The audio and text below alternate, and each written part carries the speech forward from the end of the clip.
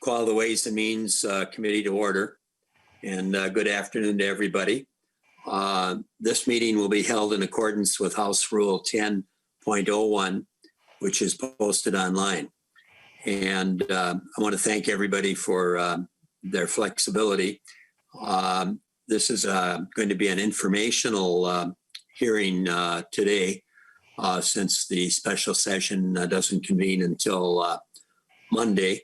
But the goal is to make sure that people have a heads up in terms of what may be discussed for the special session. I think it's fair to say that conversations are still taking place between the authors of various bills that will be before us today.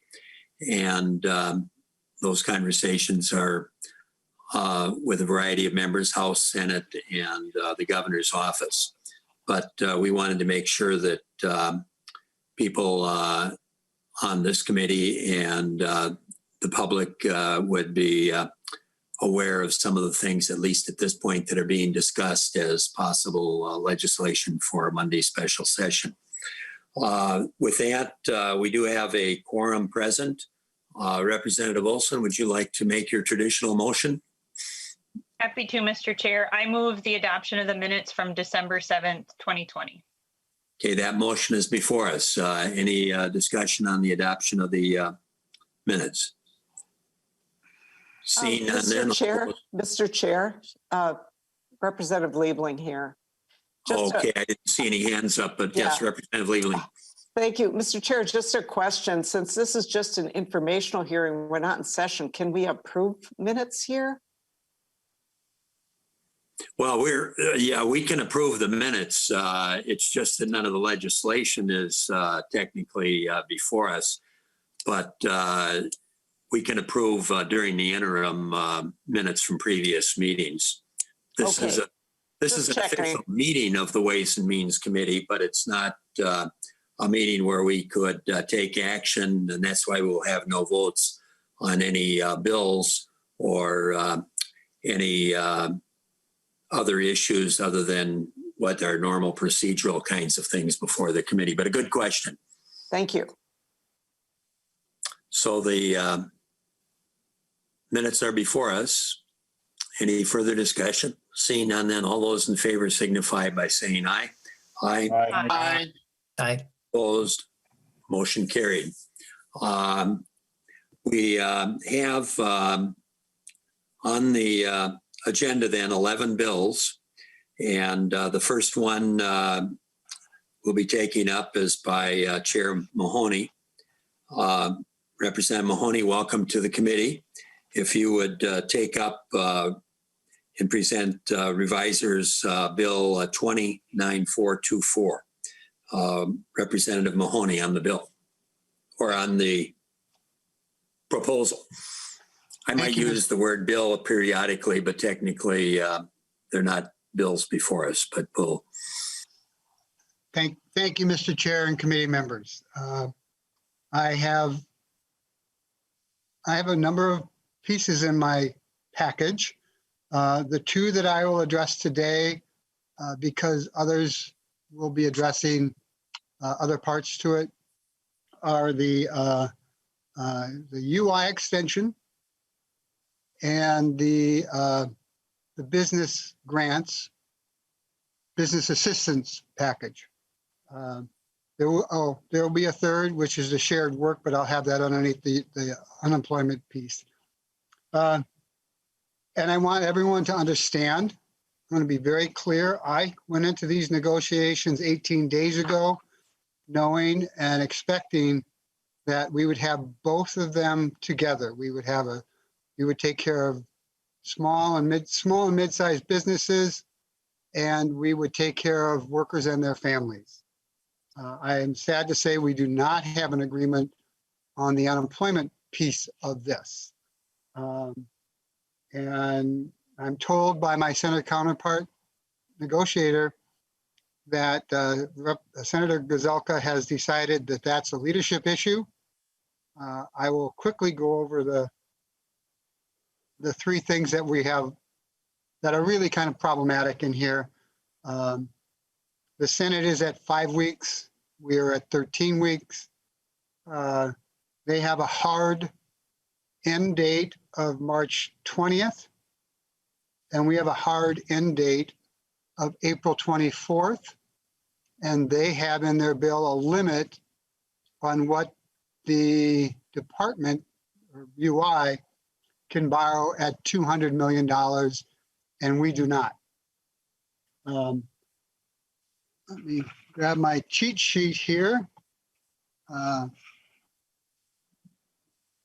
unemployment benefit package that we presented and will be bringing forth as a bill form for you to deal with on Monday, or at least whatever leadership comes up with. But what we'll start with is, as I said, it's a 13-week extension.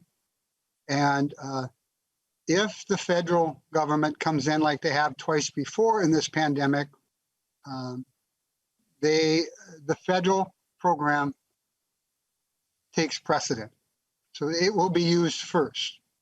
And whether that's 1 week or 16 weeks, where I read yesterday, we'll use all of those up first. And then this program would kick in. So as you may or may not know, on December 26th, all the federal CARES Act unemployment extensions end, which will throw a lot of people off of benefits. And already we have had people off of benefits in November and parts of December. So what our bill stretches that out, that 13 weeks out, to cover November and December, and then whatever would be the end of a federal extension. We expect about 100 to 125,000 people falling off unemployment insurance come the end of the CARES Act, which is the 26th. Our bill, regular state unemployment extension benefits would apply. So approximately half of the cost, half of your salary. And a lot of people don't know this, but those are all taxable. So if anyone's listening, please put away 20, 30, 40% to pay your taxes in April. And don't be surprised like I was the first time I went on unemployment. And these benefits will end on the 24th. So typically, unemployment insurance is a very confusing set of laws. There are state laws, and then federal laws lay on top of them. So it has been a contentious part of our negotiations with many, many questions. I think we've answered all of them. So to quickly go over it one more time, it's a 13-week extension. It will likely affect 100 to 125,000 people coming off of pandemic relief or CARES Act unemployment extensions. And our bill, this one, ends all the benefits. So if you still have 10 weeks of benefits left on April 24th, that is not available to you. You are done on the 24th of April. And there's multiple reasons. I don't know that I need to get into those that we spent hours discussing. So that, but sad to say, that is, it's been pulled out of our hands by Senator Gazelka, and he is putting it on the table for leadership, the governor's office, the speaker's office, and the majority leaders in the Senate's office to work out. The estimated borrowing that we would do from the UI trust and in DC is approximately $200 million or more, depending on how many of those 125,000 do not have a job or when they come off of unemployment. So there's no way we can really know. So that's a $200 potential, actually, it's not to the budgetary lines, because businesses are taxed over an extremely long period of time. Their insurance rates go up to pay for that $200 million or above that we would spend on unemployment insurance. But I want to be very clear, the state monies, the state extension does not come into play until you've used up your federal extension in its entirety. You have to use all of whatever is offered by the state, by the feds, before any state dollars are spent or borrowed from the feds. The other one piece in this bill that everyone seems to agree on is a shared work plan.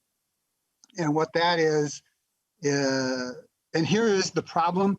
The state of Minnesota requires 12 months working at a job before you can use the shared work. And what most other states do is 3 months. And it's really a good program for employers. So they say we have 2 employees that do similar or the same jobs. Rather than lay one off and just have their one employee, they can go to the 2 employees and say, would you like to share these? You two like to share this one job? And you can apply for unemployment benefits, whether they're federal or state, and get what would essentially be, you would share one unemployment benefit program. So the average was $400 for one person to be on unemployment. You would get 200, the other person would get 200. But you would also get paid by your employer for half-time work or 20 hours. Again, nothing is simple in unemployment insurance. But this is a money committee. It's $200 million or more from the federal government paid back by the business industries of the state. And we socialize it across everyone. I did forget the one piece that's one line in there. There is something called reimbursing employers. So if you're laid off from that reimbursing employer, that employer is on the hook to reimburse in its entirety to the state, to the UI system. The majority are state, local, county, municipality, government workers, and then the nonprofits. So whether it's the Wilder Foundation, and I think they may even be somebody who's on the UI system. I don't know that for a fact. Or the YMCA. You are reimbursing. And what our bill does, and what the CARES Act did for the last 6 months, 9 months, whatever it is, has forgiven those. And we're doing just the same as what the CARES Act did.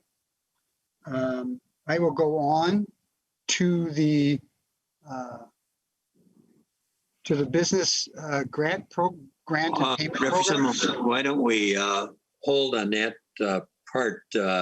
We did have at least one hand that went up while you were talking about the unemployment part of it. I should point out that we do have, if members have questions of either of the commissioners that could be involved, Commissioner Grove of Deed or Doty of Revenue, are available if there are questions. But now we have a couple of hands that have gone up. If they're dealing with the unemployment part of it, we'll entertain those now. Representative Garofalo. Oh, that's the one I didn't want to answer. Well, thank you. Thank you, Mr. Chairman. Thank you, Representative Mahoney. No, I just wanted to make a quick comment, and I can wait until, for future comments, I'll wait until Representative Mahoney is completed. But I just want to emphasize to people that the extension of UI benefits, I don't know how this became controversial or is viewed as provocative by some people. Certainly it is true that whenever we have an expansion of benefits that are paid for by the state, yeah, it is correct that Representative Mahoney used the S word, we socialize the cost across the system, but that's how the unemployment insurance system works. It's insurance. So from this member's perspective, well, I think we want to be responsible and always make sure that we're responsible stewards of these dollars. It's also important to recognize that there are a lot of people who need this help. They need this extension in their benefits. So in case people are left with the perception that this is somehow unprecedented or provocative or controversial, from this member's perspective, it's not. So I just, sometimes I think people hear Representative Mahoney talk and the instincts are going to be reflexively the opposite of what he says. I might be one of those people, but in this case, that is just not the situation. So I wanted to clarify that, Mr. Chairman, and thank you, Representative Mahoney. Thank And you. Representative Hertaus. Thank you, Mr. Chair. And although I didn't hear Representative Mahoney say it in so many words, I understand that this extension and particular employers whose employees might be drawing UI funds, that they will not be charged a higher experience rate because of it? Mr. Chair, Representative Mahoney. Representative Hertaus, you're correct. I apologize for not including that. So what Representative Hertaus is talking about, for those who don't follow UI, is that in Minnesota, your experience rating is what tells how much you're actually paying into unemployment insurance. And we have a unique system. We ratchet up very quickly, as opposed to many other states, and ratchet down. So, and I'm really just using these numbers for math to make it simple. If you are an employer that rarely or never lays off somebody, you pay $100 per employee. And all of a sudden you have a business downturn and you lay off 1 or 10 employees, your experience rating goes up, which means you would pay, and again, I don't want to, this is not the dollar figure you would pay $10 more or $20 more. And then and that's going to dictated by when the unemployment rate starts going down and we go into recovery, your rates come back down to your original 100. And in that case, they use the previous year. So this year you're paying on 2019 rates. If, as they figured them, next year you would pay $110 or $120 because you laid off 10 employees.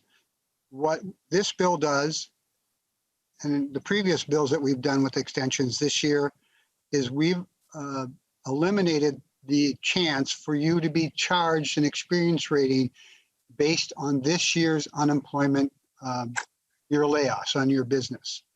So, because we don't think that's really that fair, because we had a pandemic, we had an emergency, we had a crisis, and employers have stepped up and tried to keep people working as much as they can.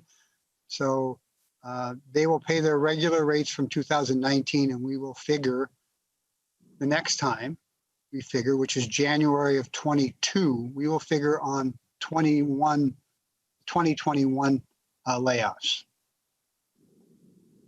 So yes, Representative Hertaus, you are correct. We will not have an experience rating increase. Thank you. That is always, thank you, Mr. Chair. It's always a concern because, the calculation is really done total dollars of claim against the total base payroll of the employer. And if you have large payrolls and you have some claims, it's usually not significant. But since we know that in Minnesota, more than half of our jobs are based in small employers and small business, and particularly with little or no business this year, as we come out of this pandemic and business maybe starts to resume to normal, payrolls will increase for small businesses. And if you have a higher experience rating because of this, then you would pay an excessive amount of penalty because that new rate is applied to a growing or expanding payroll. And so it's somewhat punitive in that regard. So thanks for the clarification. I think I caught that, and I'm happy to hear that it will not be charged to any experience rating. Okay, are there any more questions? Representative Vogel.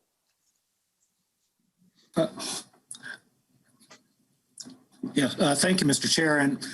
And just to quantify what's actually going on here, and I'm not necessarily against the bill, but I do think that we have to be honest and say that what we're going to do as we socialize this is that we're going to raise the tax on businesses across the board to pay for the pandemic. And what we just heard was we're not going to change the experience rating because that wouldn't be fair because of the pandemic. But by the same token, we are, unless I'm misunderstanding this, we are going to raise the taxes on businesses that are already struggling. And therefore, when it comes to the amount that we're doing, I think we have to be cognizant of that, unless I'm missing something. And thank you, Mr. Chair. Maybe that's a question for the Chairman Mahoney. Am I missing something here, or are we indeed eventually the outcome is going to be that business taxes will raise because they'll have to pay in more? Representative Mahoney. Thank you, Mr. Chair. No, business taxes will stay the same as they are today, at least through January of 2022. What you'll see is a longer payback period versus an increased payment. So what we would normally pay off within a couple of years may take us 3 years, but you should not see a rating increase or increased UI cost. You should not see that unless you're having layoffs in 21. It just will take longer to pay it back. Representative Vogel. Well, thank you, Mr. Chair and Representative Mahoney. But having paid these, having filled out the form with this, it seemed to me that when I did that, not only was I paying my current assessment, but then I have this little thing on the bottom saying federal payback, basically. And I guess that's the point of my question is, if we're going to be borrowing from the federal government, eventually aren't the employers going to see that little thing on the bottom sometime saying, here's your pay that you would have paid in, but now also you're going to have to pay this additional because we have to pay back this loan? Yes, they will. We've always done that. As I don't believe you've been running your bank or business for a couple of years. You're like me, retired and serving in the legislature. But we've always done that. We have always had that little line, or for a long time, we've always had that little line of payback after every recession, whether it was the dot-com bubble burst or the 2004 recession, the 2008-9 recession, and then this one. But yes, that's always on the bottom. Always pay it back. Typically, it doesn't take, depending on how you would define a long time, it doesn't really take years. There are some places in the country that literally haven't paid back from 2004 yet because they have such a low number. But the feds are very comfortable with Minnesota borrowing that money and returning it quickly, that our interest rates are very, very low. And compared to other states, I don't know that for a fact, but I do know that we get very good interest rates, very cheap money. And quite often in the last coronavirus relief programs, they've waived interest fees on that. So it's actually free money we're borrowing from them.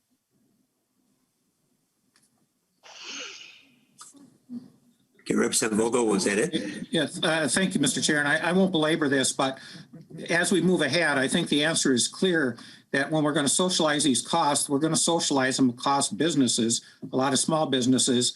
And again, I'm not suggesting that we don't look at this, but let's be cognizant of the fact that we are making small businesses pay this back as we socialize these costs against, rather than socializing them against the entire society.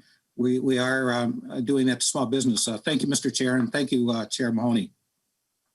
Okay, I think we're ready to, Representative Mahoney, move on to your next topic. Certainly, Mr. Chair, and that would be the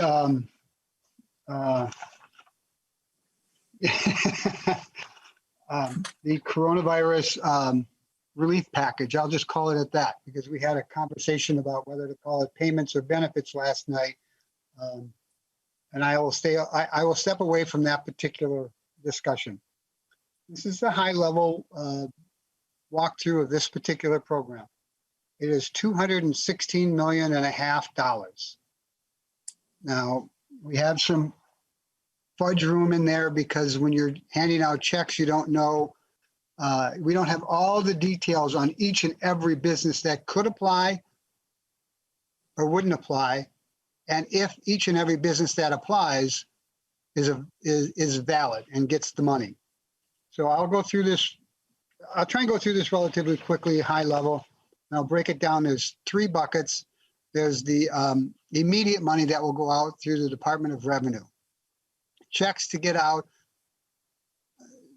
Commissioner Doty didn't make any promises, but he talked in days, not weeks and months, that he could get checks out.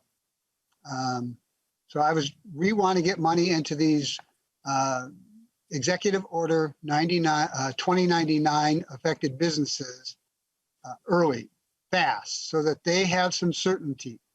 And I believe it's about 5,000 businesses, and it could be a little bit more than that. So primarily, let me see if there's a number of businesses included in this first bucket. Breweries, family wineries, distilleries with tap rooms, bars, restaurants, cafeterias, buffets, gym and fitness centers, those types. And again, that should be, there's a list on there and it should be in your folder or wherever. One of the categories you have to have had a 30% reduction in overall sales from the second and third quarter of last year to this year. So it's 5 tiers. The smallest of the small will receive 10,000. Businesses with 0 to 20 employees will receive 15. Businesses with 21 to 20 would be 25,000. Businesses with 101 to 300 employees would receive 35,000. Businesses with 300 and more would be 45,000. And if you own 3 restaurants or 3 of these particular type functions, you would only receive 1 payment because it's too difficult for the Department of Revenue to slice out how that goes, because there's some laws, privacy laws on taxes and some of the other stuff. I won't try to explain that because Commissioner Doty had me kind of rolling my eyeballs back as he explained some of the financial stuff of it. They are considered taxable income. The administrative cost is about $250,000 for the Department of Revenue. And any funds not distributed by March 15th would have to be returned to the general fund. We have another bucket of convention centers and movie theaters, which will be a program run through deed rather than Department of Revenue. And that will be a $14 million program. It includes large convention centers, 1,500 people capacity or bigger. So Minneapolis Convention Center holds 30,000. River Center holds 18,000. I think the deck was just over 3,000, but I can't be sure. I know Mankato's included. I know Rochester, St. Cloud, Duluth, the Twin Cities. There are a couple others, but I don't have that list at hand. Again, these go through that second and third quarter of last year to this year. One of the things that we put in so that they couldn't use it to promote the next, KISS concert was that it had to be used on maintenance and upgrades to their facility. And having talked to a couple of the centers, they're talking about making sure that they can bring in sanitizing equipment in a better way. There's some pretty innovative stuff. So I would just leave it at that. Lost revenue at theaters. There's about $9 million out of the 14 goes to theaters. Many small independents are 1 and 2 screens. So we decided, and many of the big complexes can have up to 20 or 24 screens. So we split it this way. The first screen and the second screen get $15,000 each. All screens after that, no matter whether you have just 3 screens or 23 screens, are worth $10,000 in assistance, with a maximum per complex of $150,000. In the convention centers, there's really 10, I do have that number. There's really 10 convention centers with a capacity of more than 1,500 people. And the convention centers have a $5 million pot of money to work with. The maximum grant is $500,000. Hotels, theaters not included, are not included in this. They're not included in this category. And then deeds administrative fee is about $100,000 taken out of the $14 million. Same date of March 15th. If deed has not dispensed money and there's any left, it goes back to the general fund. And here's one that we talked a lot about. We want to make sure that everybody, every part of the state has an opportunity to help businesses that they know better than we at the state do. So we organized a county program for $102 million and $102.5 million. So $102 million for these counties. They include nonprofits, for-profit, fitness centers, theaters, particularly small theaters. That was a concern for a good number of people. The ultimate response, and wherever the county feels that it would touch on the executive order 2099, they are eligible to make a grant to them. And the counties are able, I want to say this really very specifically. The counties are the ultimate responsibility on who gets chosen in their recipients. It's not the state making any of those particular decisions. They must be in good standing with the Department of Revenue as of November 1, 2020. The counties can contract with a nonprofit lender if they want to. They must be located in the county. There's some tribal language in here. But here is the one that probably was the most interesting conversation. The money will be distributed to counties using a per capita formula. So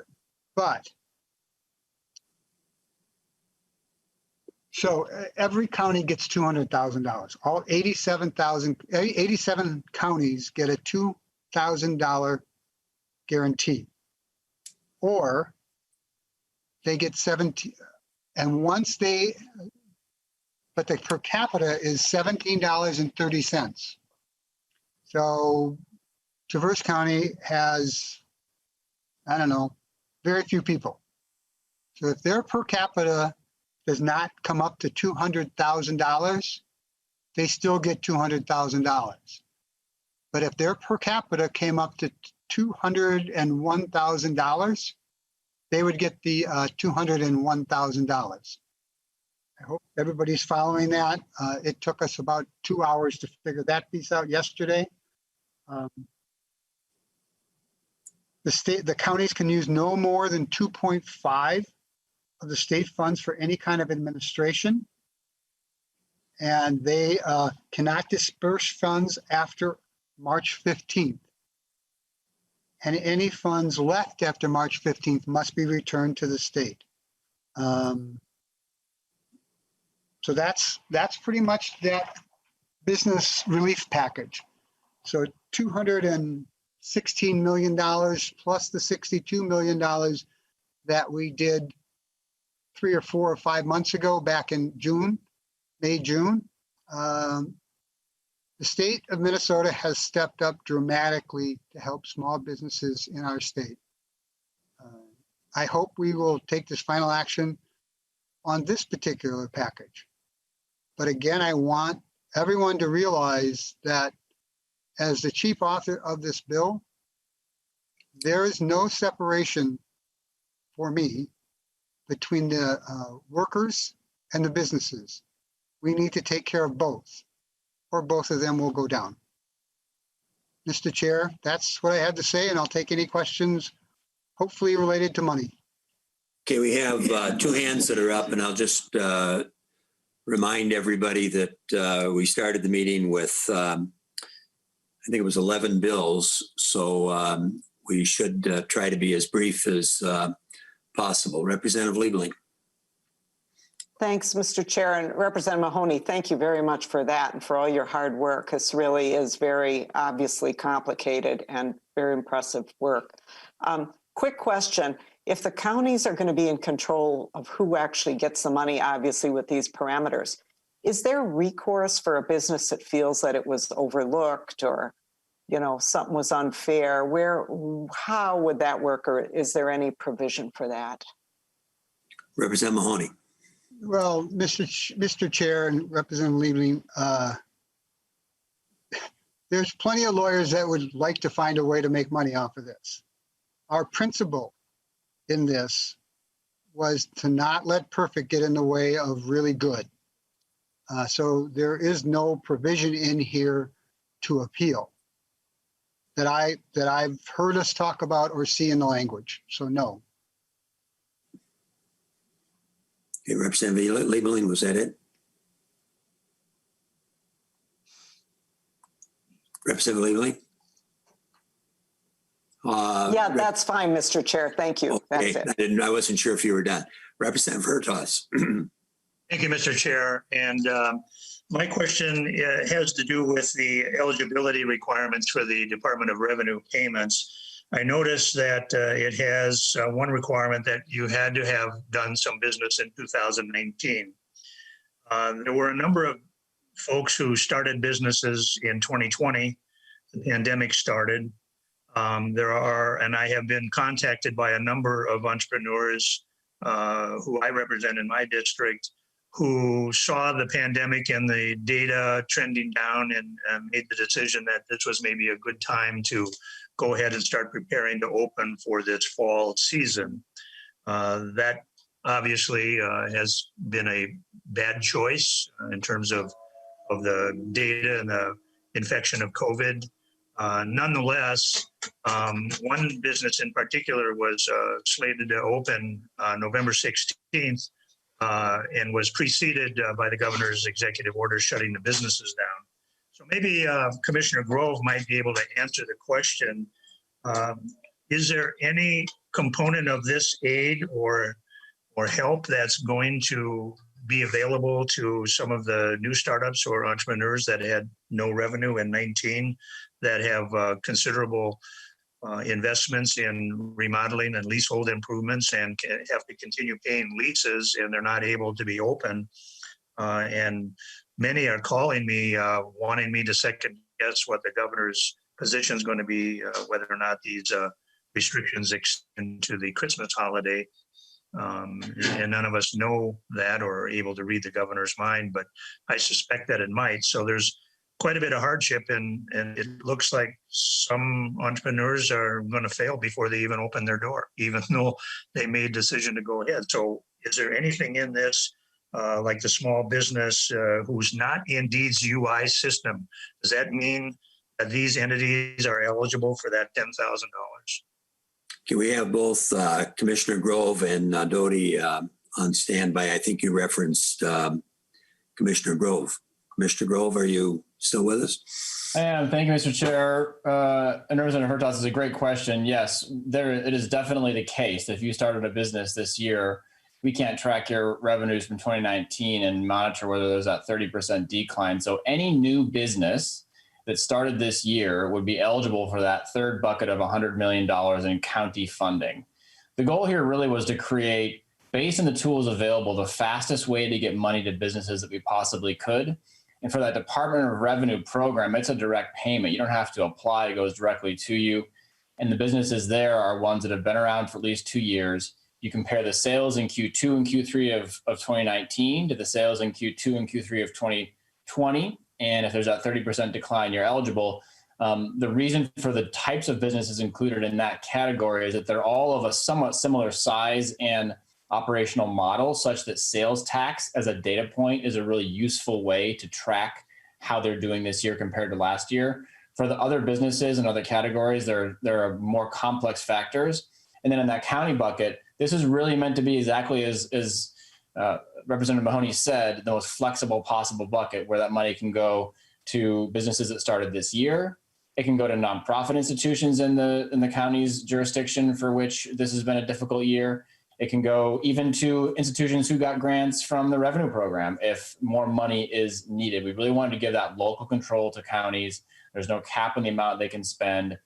And that per capita distribution, which gives $200,000 or $17.30 per capita to every county, whichever is greater. So no one gets less than 200K.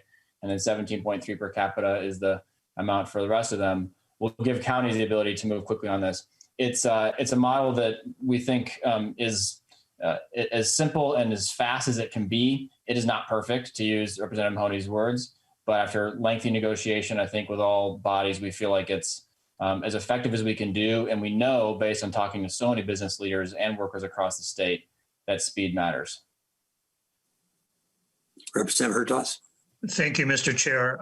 Well, Representative or Commissioner Grove, I guess, is there someone, what should I tell some of these business owners with regard to that county aid? Who should they be talking to? In particular, the one case that I'm thinking of, this individual was, like I say, ready to open just days after the governor issued this most recent order. 30,000, 35,000 square feet of lease space is pretty expensive monthly burden to carry indefinitely, not knowing when you're going to actually be able to open. So there's no banker nor any business owner can anticipate, what's going to come down the pike from executive orders, and it's just not in the business plan. But here's something where you can see $100,000 of losses before you even open. Commissioner Grove. Mr. Chair, Representative Hertaus, it's a great question. And of course, this bill needs to pass in the next special session for the program to be created. But assuming that it does, those business owners would reach out to their counties when the counties stand up those programs to figure out whether they're eligible and how to apply. But our goal here is speed. We are asking all counties to disperse the money by March 15th at the latest. I know they want to move a lot faster than that. Again, that's March 15th of 2021. So the county would be the institution to reach out to at that point. We will move very quickly through the Office of Minnesota Management and Budget to disperse on that per capita formula the minute this legislation is signed. So we'll move quickly on it. But at the county level, it would be those leaders for whom this business owner should reach out to. Okay. Thank you, Mr. Chair. Thank you, Commissioner Grove. Representative Hansen. Thank you, Mr. Chair. And Representative Mahoney, as the author of the bill, is it your intent in bucket number 3 that dry cleaner businesses would be eligible for that type of aid, even if they were not affected by Executive Order 20-99? As you know, the dry cleaner industry has, people aren't getting their shirts and suits pressed throughout COVID, but they would, I assume, would demonstrate the loss of revenue. So just as the author, looking for your clarification. Representative Mahoney. Thank you, Mr. Chair. I know we discussed dry cleaners. I will ask Commissioner Grove, I believe we left that silent. We were silent on that.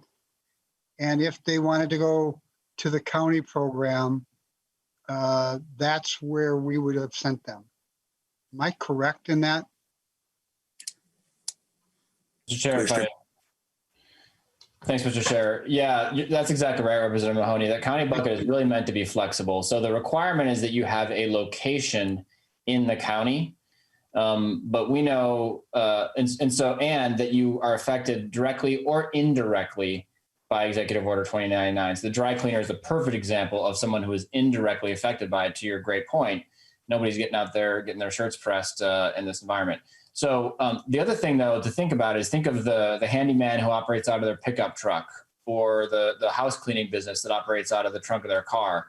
They would also qualify so long as they have an address in the county itself. So trying to get away from it being just the brick and mortars and recognizing that this pandemic has hurt people of all types in their businesses, and creating that flexibility for the counties to determine how to target those funds.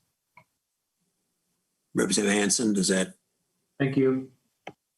Okay, those are all the hands that were up at this point for Representative Mahoney. I do think we have a member, Representative Dabney, that wanted to be recognized. Representative Dabney.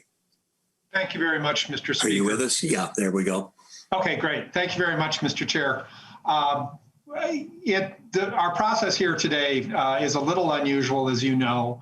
I will say the words I'd like to move the document with the revisor's notation in the upper right-hand corner, 7SS-CS-A01, to be before the committee, the Civil Unrest Immediate Relief Program. That said, Mr. Chair, I do certainly understand that we're not formally acting on any of the documents before us today. No votes will be taken and so on. But that's correct. Yeah. Thank you, Mr. Chair. Mr. Chair, as the committee knows, the emphasis of this hearing and the emphasis of the work that Chair Mahoney has been leading, and Commissioner Grove and others, is on responding to the needs of particularly small businesses that particularly need state assistance at this time because of the pandemic. And one group of businesses that is not fully engaged in the current discussions are those that were damaged during the civil unrest in our central cities in June. We've, on a bipartisan basis, committed to helping out those businesses in greatest need. These businesses, like the businesses that are contemplated receiving aid in Representative Mahoney's bill, did not ask for this damage that they experienced. They did not anticipate the level of damage that they experienced, nor did the communities that they reside in. They were already hurting by the pandemic and now are struggling, if, frankly, the building is even standing. If we believe that small businesses are the core to our state's economic vibrancy, that the immigrant dream is one worth sustaining, that underlying the civil unrest is a long history of inequity, including in economic opportunity and wealth development, then this assistance needs to be a part of our actions here today. Briefly, the document members will recognize as part of the Promise Act of Representative Noor's, emphasizes supporting small businesses first as part of the $167 million in immediate aid contemplated in this amendment. Works with local expertise in the community to identify those businesses and work with them. Does through community development financial institutions, the St. Paul Port Authority and the Minneapolis Community Development Agency, long-standing professional organizations, professional entities that have the relationships and the professional expertise needed to move this money out quickly to secure the land underlying these businesses, support these businesses, and engage their communities. I can go on with the structure if members have questions, but Mr. Chair and members, I ask that this provision be included in the deliberations as we move forward to Monday's special session. Our communities need this assistance. These are the small businesses that perhaps are hurting the most in this current time, and the economic vitality and hopes and dreams of our state and these Minnesotans depends on it. Thank you, Mr. Chair. Okay, thank you, Representative Dabney. Representative Long. Thank you, Mr. Chair. I just would like to speak in favor of Representative Dabney's provision being a part of the discussion going forward into the special session. I think Representative Dabney put it well. The businesses in Minneapolis and St. Paul have been hit doubly hard by both COVID and by the property damage they've experienced. And as a state, when our local communities are experiencing economic hardship, we have come together time after time to help those communities and to help those businesses, whether it's been farmers or fishing companies or miners. You know, we've stepped up to help them. But unfortunately, our constituents and our communities have been left without assistance for many, many months now, despite our best efforts to try to bring these issues to this body. And we can understand, I think, the pressures of the campaign season and the incentive to think about certain areas of our state only by the parties that they tend to vote for.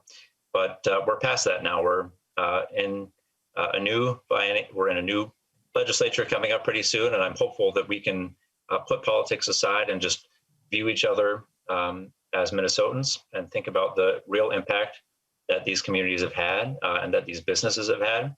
There's no doubt in my mind that if these businesses were located anywhere else in the state, they would have already been helped. It's simply where they are right now, where they're located, and some of the incentives that our political structure creates that have resulted in them not getting assistance. But that's not fair, and everybody on this committee knows that's not fair. So I hope that we are able to step up, put partisanship aside, and help the businesses that so desperately need our assistance to rebuild, particularly with being doubly hit by this COVID pandemic. Thank you, Mr. Chair, and thank you, Representative Dabney, for bringing this forward. Okay, thank you. And I see no additional hands, so we will be moving along. And as I indicated at the beginning of the meeting, this is an informational hearing on a series of bills, and there will be no votes during the meeting, but the Mahoney information that he provided and the Dabney information were leading into a good discussion. And we'll now move to the next item on the agenda. And I'd like to turn the chair over to Representative Mahoney. May I? Did you have a concluding comment? Or I do. I want the committee to hear and make sure they remember the state has done just shy of $300 million for assistance to small businesses. At this particular point, we're looking to do 216 million of that, almost $300 million. We must not leave out the working men and women of the state of Minnesota.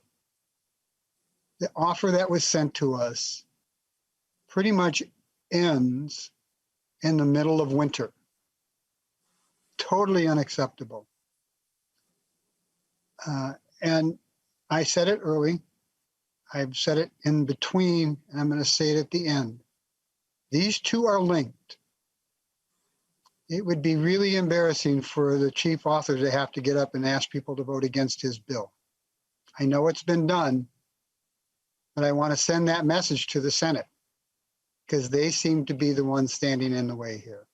So, Mr. Chair, thank you for this almost hour of your time and your committee's time. I hope we can come to conclusion by Monday and put this into the before us on Monday evening. Members, thank you for your time. And Mr. Chair, I will step away from the committee room. well, Representative Mahoney, thank you. And I hope between now and Monday we can create a win-win situation. That would be the hope. Thank you. So at this point, then I would like to turn the chair over to Representative Olsen. And Representative Olsen, if you could take, I think I'll have you take the next 3 bills, the first of which will be one that I'm the author of, but then if you could share during the food relief program, the Noor bill, and the supplemental MFIP payment, which is also a Noor bill or proposal. So Representative Olsen. Thank you, Mr. Chair. So the next bill on our agenda is the Minnesota COVID Fund Extension, which is your bill, Chair Carlson, which is HRD 7SS CS002. So if you'd go ahead and explain that, Chair Carlson. Okay, and Madam Chair, the proposal that we dealt with some time ago to make sure that we had resources available in an emergency situation so that healthcare providers and so on could provide and get equipment as needed. We created the Minnesota COVID Fund. And when that was passed into law, it was structured so that it would expire on December 31st, 2020. I've had conversations with Minnesota Management and Budget, and they would like to have that date extended to the end of the biennium, which would be June 30th. There still are a few dollars remaining in the fund. I think the last we heard was $208,000 that hasn't been allocated. And then MMD said that some of it that has been allocated would cancel back and be redistributed. So that's the purpose of the date change. With that, Madam Chair, I'd be willing to take any questions, and we have Commissioner Showalter available if there are questions of MMD. Great, thank you, Chair Carlson. Are there any questions or discussion to the proposal? And this is one I'll mention, Madam Chair, that I did have because I was going to be the author of this provision on the House side. I did have discussions with Representative Garofalo as well. Thank you, Mr. Chair. Representative Garofalo. Thank you, Madam Chair, and thank you, Chair Carlson. Yes, for members who don't remember, we put this deadline in place because we were concerned that the legislature may not be in session to provide appropriate oversight for such a pot of money. Obviously, that never came to fruition. We were in session, it seemed like all year. And so now with the legislature returning to a normally scheduled session, this provision can be bumped back to the end of the fiscal year. I have no objections to it. Thank you. Thank you. Any further discussion?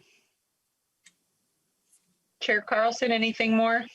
No, that should do it. And thank you, Representative Garofalo, for your comments as well. So if you want to take up the next couple of bills.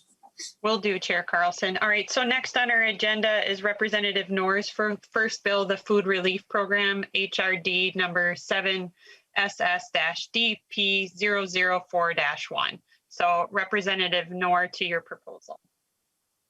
Thank you, Madam Chair. Thank you, members. This is the Food Relief Program proposal.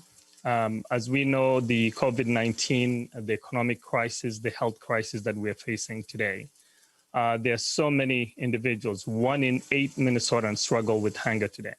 1 in 5 children struggle with hunger. Many of these programs that we've had from the federal government is coming to an end.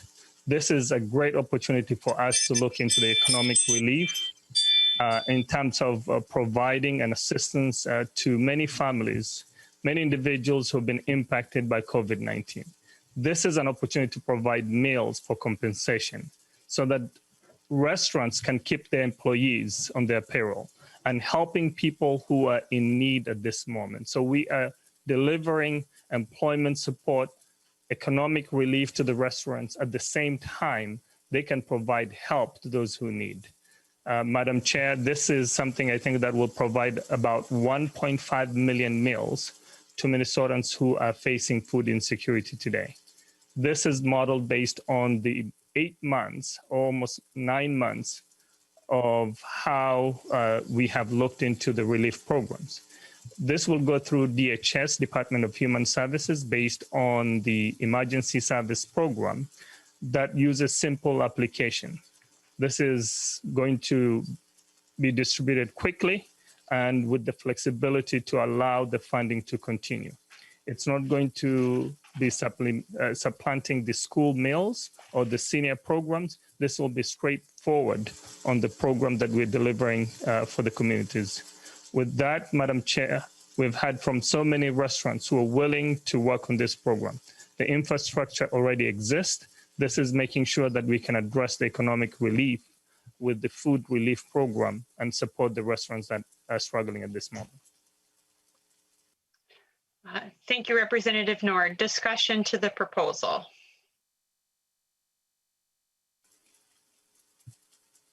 I'm Madam not seeing it. Yep, Representative Noor. I have Laura Kramer and Deputy Assistant Commissioner Lisa Bailey, if they wanted to add any comments to this conversation. They've been working on this project for almost 8 months. Okay, would you either have comment, if there's any questions, I'm sure that they'd be happy to address them if you want to be available here for questions, unless there's anything additional you wanted to offer. Seems like they're for questions. Okay, great. I'm not seeing any questions or discussion. So Representative Noor, any final words? Members, I'll be asking for your support for this proposal. It's a win-win situation for the restaurants. It's a win-win situation for our economic relief. We know that whatever we do, it's just a bridge. We're waiting to make sure that the federal government plays its role and ensure that they support small businesses. They support the families that are struggling today. So, Madam Chair, that is my proposal at the table that needs to be included in the economic relief. Thank you, Representative Noor. Seeing no further discussion, we'll actually move on to our next bill, which is the Supplemental MFIP payment. It's HRD 7SS-DP001-1. And there was an earlier version that got posted, so please make sure you're on the DP001-1 version. So Representative Noor, to your proposal. Thank you, Madam Chair. I think we've been through this process. As I can remember, Chair Carlson, when you stated we need to think about the children. This program is to provide one-time 500 relief, one-time stimulus check that will support many businesses, one-time support to ensure that those who are struggling the most, those who need the most, that we can provide them the support that they need. This is an opportunity to make sure that no one is left out in Minnesota. When we know that so many people have lost their lives, when those kids are living with their siblings or their grandmother, when I know that I've traveled throughout the state in a previous job that I've done for the state, talking to those families across the state who are really struggling, low-income folks, underemployed, unemployed, this is a moment that we can show that we stand for everybody. Let us not look the other side and say that they don't have to receive any assistance. This is a simple ask. In fact, we are asking for us to tap into a resource that is available to the same group or population that we're trying to serve. The resources that we're allocating, the $500 to 31,400 families in the state of Minnesota who are struggling the most today, the same groups of businesses that have lost their jobs, whether you work in a restaurant or other hospitality industry, who need help, who have lost their unemployment assistance, or maybe they're making low income. This is an opportunity for us to stand up for them. The cost for $15 or $16 million from the TANF reserve account that we can spend today with only $31,000 that we can spend on the computer system technology to send that 500 to those families is what I'm asking for you to support me today. I know some people will say those poor people don't deserve anything, but these are Minnesotans. They're struggling at this moment of need with the economic crisis, with the health crisis. We need to stand up for every family, for every individual, so that we can show that we're one Minnesota. We care about each other. and we stand for each other. Those are values that we have reflected across the state, and I'm asking for your support for this proposal. Madam Chair, I ask all members to support us to include this in the economic relief package, because it's also going to be spent immediately to one thing that we need to know. You need consumers for an economy to succeed. You need employers, you need workers. All that comes together when we support the families who are going to be spending every dime that they get. They're not going to invest in stock market or anything else. They will spend in their local economy. They're going to spend on small businesses. They're going to use that money to support those who need the most at this moment, at the end of the year, with no relief on site from the federal government. Thank you, Madam Chair. Thank you, Representative Noor. Discussion to his proposal. I see Representative Liebling. Well, thanks, Madam Chair. And I was going to add in the piece about the money going right into the economy, which Representative Noor actually said very eloquently. So I just want to take the opportunity to thank him for being such a terrific advocate for these families. And when our committees heard and learned a little bit more about MFIP over the last couple of years, every member of the committee was really impressed with how different this program is from the mythology around the program. You know, first of all, even on the program, people live way below the poverty line. We're talking about the vast majority of the people on this program are children. So we're talking about Minnesota's children. And it's just, every member was really impressed by how this is not something for the undeserving. This is, if there are such people, honestly, this is something for families who work very, very hard. They just are having difficulty at some period in their life and need a little boost. And this is a really great time to help out with this money. We have it available. It is designated for this purpose in the TANF fund for these families. That's why we get this federal block grant. And anyway, thank you, Representative Noor. Thank you, Representative Liebling. Further discussion? Okay, I'm not seeing any hands up. Representative Noor. Thank you, Madam Chair. I think this is a moment I think I can remember the day that we talked in this committee to think about the children. This is a crisis that we all know very well, that how it's impacting many individuals who are on the front lines. So this is a good moment for us to support those families who need the most. Thank you so much, Madam Chair. Thank you, Representative Noor. Chair Carlson, did you want to come back at this time? I know you mentioned getting through the Noor bills. Would you like to take it up now, take up the chair again? Oh, you're on mute, Chair Carlson. I should be okay now. Yeah, that'll be fine. The next two proposals before us are by Representative Hansen, and the first one is the LCCMR technical fix. Representative Hansen.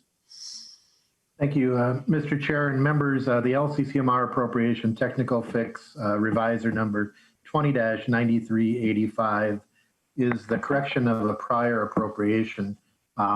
We're fixing something that was an inadvertent error in 2018 with an FY19 project. There was a grant to Crow Wing County Soil and Water Conservation District for an easement. And as we passed over June 30th of 2020, we discovered that the appropriation expired on June 30, 2020, when it was supposed to expire on June 30th, 2021. We've looked if there was any other way to resolve this. It appears that a statutory or appropriation correction by law is needed. And so that's why this is in front of us. We did have a five-party agreement back in November, and I believe that has continued for this technical fix. Becca Nash, the Executive Director of the LCCMR, is available if anyone has any questions. Okay, are there any questions? Any discussion? Seeing none, Representative Hansen, I think you've adequately explained the situation. Shall we move on to your next proposal?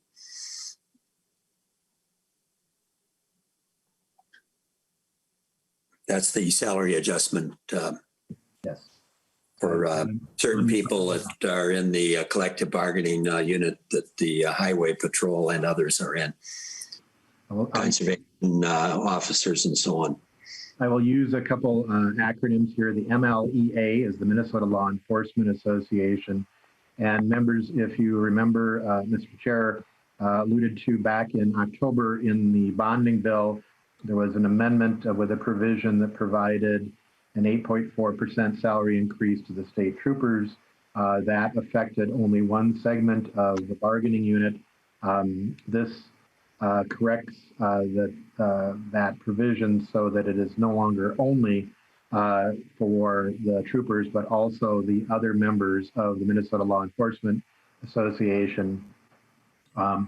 May ask, why am I presenting this? Because the conservation officers are the largest number. There are about 400 law enforcement officers that are affected by this, but the Department of Natural Resources conservation officers are the largest number.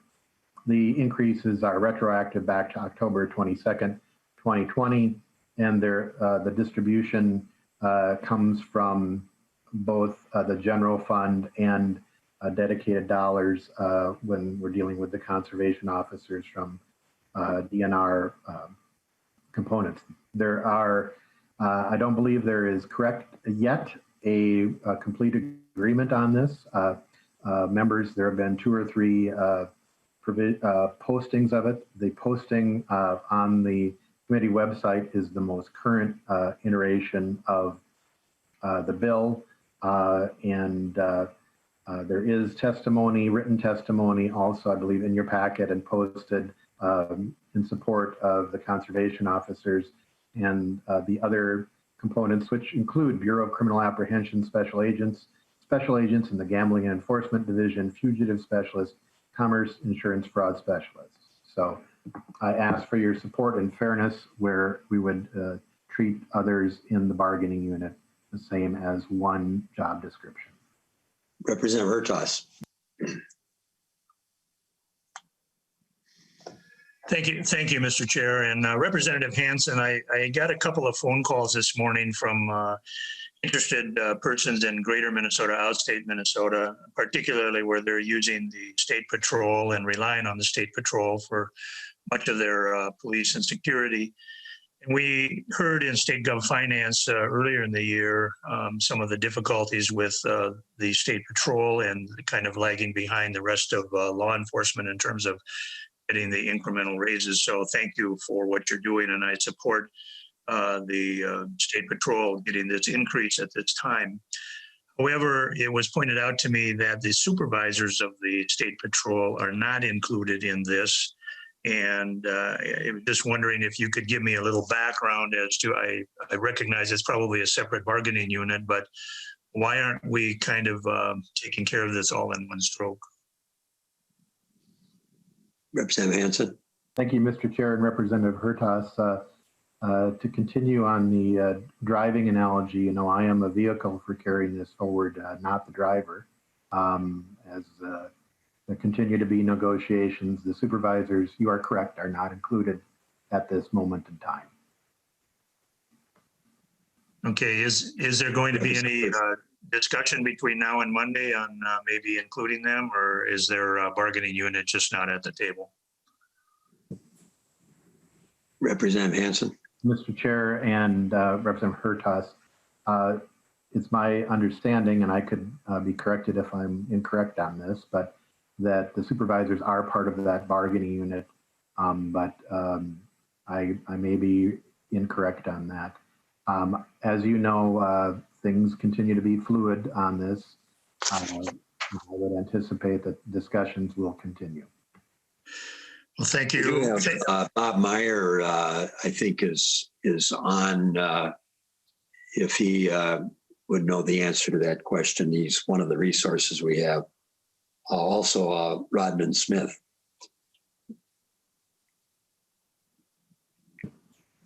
Can either one of them clarify that as to who's in the bargaining unit relative to supervisors?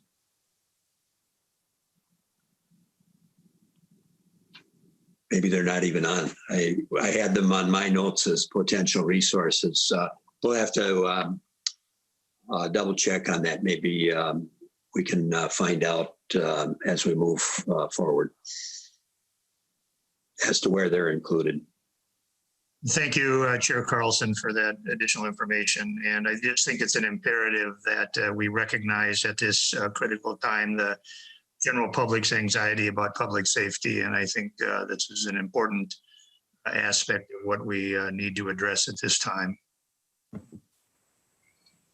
Okay, thank you. Representative Hansen, that's all the hands that were up. Do you have any concluding comments? I would encourage members to look at the fiscal note if they have questions about the breakdown on general fund versus dedicated dollars. Okay, we'll take up the next item on the agenda, but I do want to point something out. I always try to be as accurate as possible, and I did get a note after I presented the bill that I had on the Minnesota fund that the dollars in the fund were different than I used. So what we'll do is ask our fiscal staff to double check with MME so that by Monday we have the accurate number that would be available under the Minnesota fund. Just that as announcement at this point. But we will double check. With that, we'll take up the child care providers support. Representative Pinto. That's HRD number 7SS-AM00 Thank you, Mr. Chair. Thank you, and Mr. Chair. You can hear me. I guess I'm seeing some. Okay, yeah. Good. Yes. Okay. Thank you. Members, the proposal before you would continue a provider support program that has been running for much of the year. To remind you, even before the pandemic, our Minnesota's early care and learning sector was in deep financial difficulties with parents really being squeezed, providers paid very, very little, very, very difficult situation. And then, of course, the pandemic has caused huge problems. You have maybe not heard quite as much about this in the past bunch of months from your constituents. And the reason is because we appropriated first some state funding in the first couple months of the year of the pandemic. And then there's been some federal funding that has gone to support this sector. That funding will run out. It is done on December 31. And after that, we're expecting to have just a huge crisis in childcare and the loss of providers. And so what this proposal before you would do is simply to continue the program that has been running for a number of months now to provide support for providers. We're trying to have it be as seamless and as simple as possible. You'll be able to see in the language the sorts of restrictions that are in terms of where the money goes and who can receive grants. There's funds for both our family child care and for centers that goes out on a monthly basis. But as I say, if we don't continue this, we are going to be in a real squeeze come January and beyond. And this at least allows our provider community to be stabilized and to be supported. I think that probably, Mr. Chair, gives folks a basic sense, and I've certainly got certainly happy to answer questions and otherwise. Representative Hornstein. Thank you very much, Mr. Chair, and thank you, Representative Pinto, for your good and hard work on this. I got a note from a constituent yesterday, and I just wanted to make sure that a home-based facility or child care provided in the home for the community would be included in this package. And Mr. Chair, Representative Hornstein, yes, so licensed family child care providers have been receiving these monthly payments, and that's been true for a number of months now, and that would continue in the same way. So if the provider that you're referencing is a licensed family child care provider, which is in the home, there's a series of elements that comprise somebody being like that. But if the classic thing you imagine is somebody having children who are not their own in their home and they're licensed by the state, et cetera, then that's licensed family child care. And yes, they would can be eligible for these grants as they have over the past number of months. Representative Hornstein, is that? Yeah, thank you, Mr. Chair, and thank you, Representative Pinto. Okay, I see no additional hands up. If we could go to your next bill and or proposal, Representative Pinto. Thank you, Mr. Chair and members. So really, if we think about the squeeze and the challenge of early care and learning, there's an issue of, and especially during the pandemic, there's an issue of access and having providers in place, also an issue of affordability. This next proposal, the second proposal, addresses the waiting list on our child care assistance program. So this is for the lowest income workers. Everybody in question here has a job, but it doesn't pay very much, and they need to have childcare. And what this proposal would do is, again, a temporary basis. And I should note that these are one-time funds. I think that there may have been an error in a typo in the text, not saying one time, and so we're going to make sure that that's included. One-time funds to address eliminating that childcare assistance waiting list, so that those low-income families that are on that waiting list, if somebody has a job right now and has low income, the odds are very high that they are an essential worker. In fact, more than 80% of these folks are essential workers. They work in our grocery stores, our gas stations, our long-term care facilities, and critically in our hospitals. The Minnesota Hospital Association has pointed out this is one of the leading reasons for staff shortages is childcare needs. So by eliminating that, I guess the thinking would be that if somebody is working right now at a low-income job, we want them to be at that low-income job and not to be out of it because of childcare concerns. And so we want to eliminate that waiting list. So the proposal eliminates that. It's $11.5 million. And in addition, it reprioritizes the waiting list in such a manner as to get those funds as quickly as possible to those low-income families. This is something that's been requested by counties. They're going to be getting their appropriation in January of the funds. And right now, the way that the waiting list works is the funds go first to families that are actually already receiving care on another program through MFIP. This would reverse that to the program, so the funds go first to those families who are not receiving child care and would get the funds to them much more quickly and care much more quickly as well. In any case, that's the second proposal. And again, very happy to answer questions. Yeah, Representative Pinto, I have one. Would that, if I'm following what you were saying, that would completely eliminate the waiting list? Yeah, it's because you were emphasizing various income groups. Would there be some that are still on a waiting list that don't qualify within that category, or just want to do a little follow up to what you meant by this? Thank you, Mr. Chair. Yeah, as often as the case in this area, it can get pretty confusing quickly, and I did not explain it well at all. So this would have the effect of eliminating the waiting list. It would fund about a third of the families. It's 575 families is the expectation that would receive care.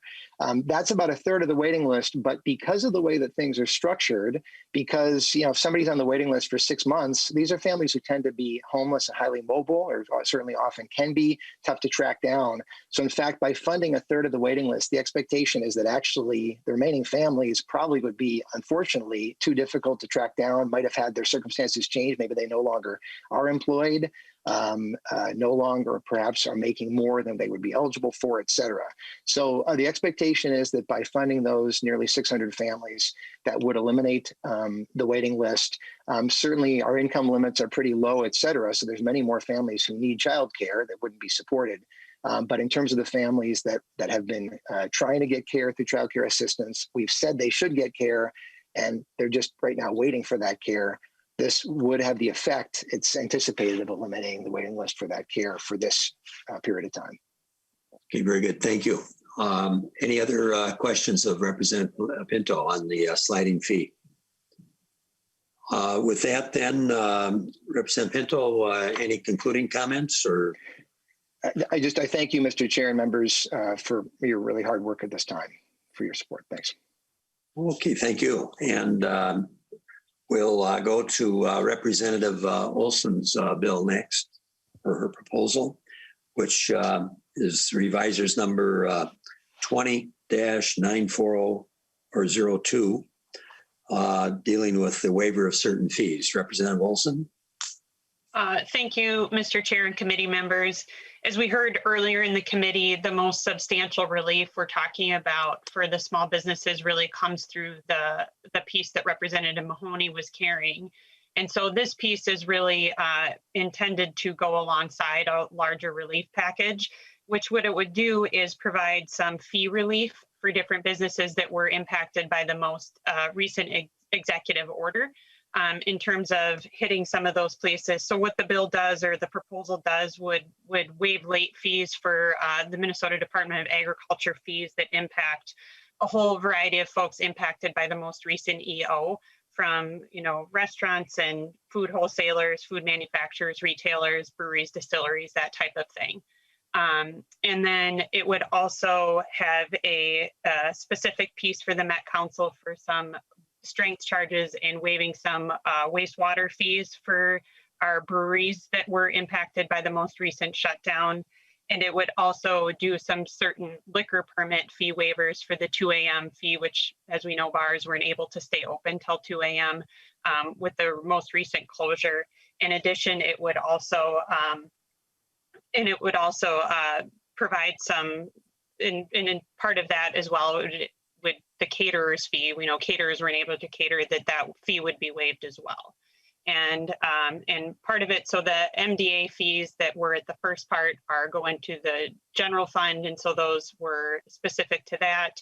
In terms of the caterer's fee and the 2 a.m. fees, those were a special revenue account, and so we would be looking to appropriate to keep that fund whole. And in terms of the Met Council fees for the wastewater, we would also be appropriating to make sure that rates for other ratepayers did not go up as a result of waiving those fees. So, so there's essentially kind of three parts that we're looking to provide some relief in addition to what we also heard from the larger package, but this is specific to those kind of targeted areas around waiving some fees and delaying some fees, just to make it easier for some of these businesses to get through the next few years, or to get through the next year. So that's a part of it. And this bill does, or this portion proposal that we have in front of us reflects 5-party agreement, with the exception we're still working on a little bit of the language about how we would do the DPS transfer from the general fund into the special revenue account. Okay, thank you, Representative Olsen. Any discussion? Representative Garofalo. Thank you, Mr. Chairman. And Representative Olsen, thank you for bringing this bill forward. Quick question. Of the 5 sections of the bill, only section 5 actually has a specific appropriation amount. Is there a spreadsheet that shows the fiscal cost for each of the other 4 sections? Or is it, am I missing it somewhere in the research summary? Representative Garofalo, we can certainly have staff walk through that, but I can just quickly walk through that too. We do have the relevant agencies who could share about the impact with waiving some fees, but I would say from what we know, the Department of Agriculture fees would be around approximately $54,000 that would, not be going into the general fund. The 2 a.m. cost is about $500,000, and the catering fees are about $150,000. And then you see, as you mentioned in the bill, we have the appropriation of the $140,000 from the general fund to the Met Council. But I will defer to staff if there's anything specifically, but that was the rough numbers that we'd be looking at. So just over the $800,000 in fees. Representative Garofalo, would you like additional information? I see Mr. Marks has come forward. Mr. Marks. Mr. Chair, members, the only thing I would add, we don't have a spreadsheet at this point yet. We're Representative Olsen outlined the numbers. We're still trying to refine the number on the 2 a.m. or the opening or permit fee. The other thing that complicates this is that the fees or the permits fees are forgiven for calendar year 2021. So part of this cost is going to be in fiscal 2021, and part of this cost will be in fiscal 2022. And we're trying to work through those numbers yet with the agencies. Mr. Chairman, Mr. Marks, why would there be a cost in fiscal year 22? Won't we be able to waive the refunds by the end of this fiscal year? Mr. Chair, and Representative Garofalo, the bill language forgives the fee for calendar year 2021. So it's from January 1st of 2021 until December 31st of 2021. So it's two halves or halves of 2 fiscal years, essentially. I understand. Okay, my apologies. Okay, thank you, Mr. Chairman. Thank you, Mr. Marks, and thank you, Representative Olsen. Okay, any further discussion? Well, seeing none, any final comments, Representative Olsen? No, thank you. Thanks for the support. Thank you. We'll go to the next bill, which deals with housing assistance. That's HRD number 7 SSMM06. Representative Hausman. Thank you, Mr. Chair. Just to set the context of recent history, early in the response to the pandemic, jobs were lost. They were bars, restaurants, retail, the kinds of employee groups that are likely one paycheck away from not being able to pay their bills. And so the governor put a moratorium in place on evictions to assure that during this time of the pandemic that we have no more homeless or vulnerable people during a pandemic. He didn't forgive the rent. And so we quickly knew we had to provide something that, because after 3 or 4 months of this, they would never be able to dig out from under that debt. So we had a bill that called for housing assistance to protect renters, homeowners, and landlords. That subsequently was funded with $100 million from the CARES funding. And Minnesota Housing set up a program using existing management structures so that they wouldn't have to create a new program. The $100 million from the CARES funding will be expended by the end of December. They had a deadline of applications on December 7th, which included a rush of applications, and they're now processing those. Just a study that was just released that I think might be helpful to show the urgency of this. What happens if we don't have a program in place? And the study talked about the impact of some states lifting their eviction moratoriums before the federal government put its in place. I think the study was roughly 27 states. I'm not altogether sure about that. Lifting the moratorium was associated with increased COVID-19 incidence and mortality, an estimated 433,000 excess cases and 10,700 excess deaths during the study period. So it shows what happens if you don't have something in place when all of this ends. I think that another helpful thing to know is that some of the smaller rental properties around the state that are inherently affordable are struggling the most.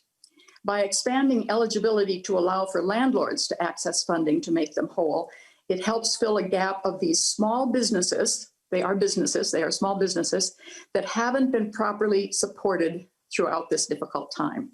We absolutely can't afford a foreclosure crisis on affordable multifamily properties at the end of this period. So just briefly to the bill, this proposal seeks to keep emergency housing assistance going in 2021 with a $50 million appropriation from the general fund. Like the earlier House bill and the governor's executive order, this funding would go through the Minnesota Housing Finance Agency, which could use, again, existing nonprofits and local units to distribute the funds.